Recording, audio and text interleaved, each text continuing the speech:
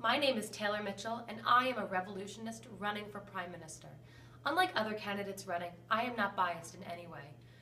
I am willing to recognize the benefits of the Industrial Revolution and do my best to change and improve the negatives. Now let's take a moment to discuss the other candidates running. Obviously, Nick Seidlinger and Jason Chen, being a factory owner and a mine owner, aren't going to side with the majority of the working class because all they care about are higher production rates and money. They are selfish and only care about benefiting themselves, even if that means at the expense of others' health and well-being.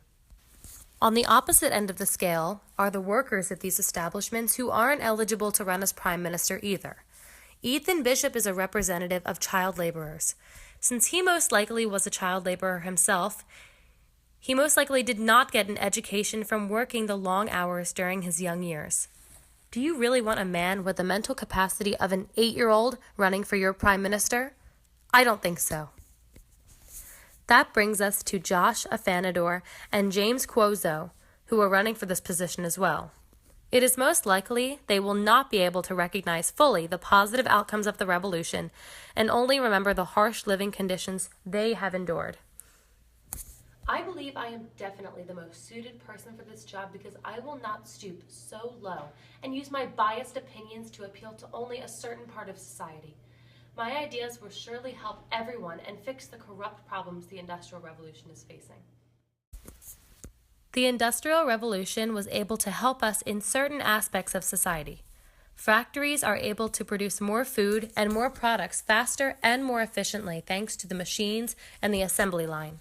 Machines make items cheaper and more accessible.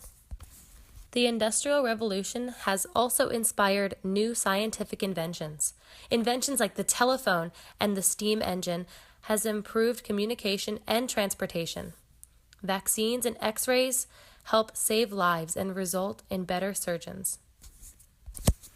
On the contrary, working conditions are horrible for everyone, men, women, and children alike. Most jobs tend to risk the health of their workers, and the conditions are unsanitary and incredibly dangerous. Women are now able to work alongside men in factories and coal mines, providing money for their families, but they are treated poorly, paid less, and have little time for their children.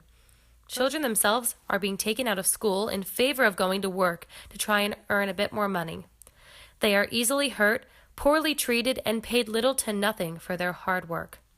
Education is something that many children are not properly receiving because of the torturous hours they are being forced to work to feed their families.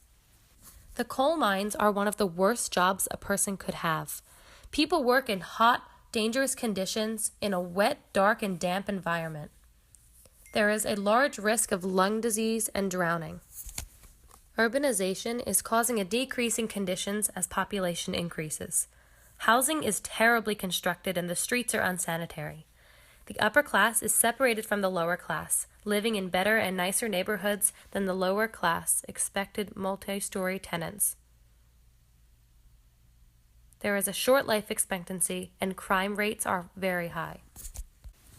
With the growing middle class, there is a great demand for employment. It is becoming more difficult for lower classmen to become higher classmen. We need to benefit the lower class for all of the sacrifice, hard work, and dedication that they have put into making the society better.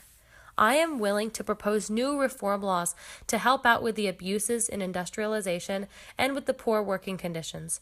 Issues such as urbanization, child labor, and other negative aspects will be discussed during labor union meetings.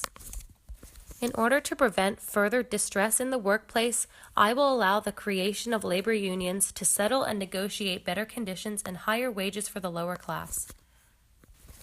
Children under the age of 9 should not work in any workplace. Once they reach the age of 10, they will be able to work and support their families, although under strict regulations.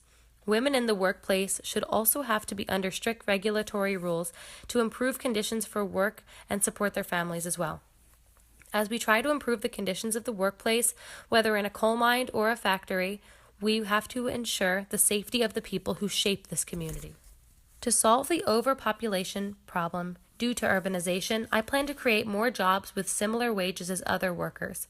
I will create more departments for a specific field of work so that no one has to worry about not being able to support their families.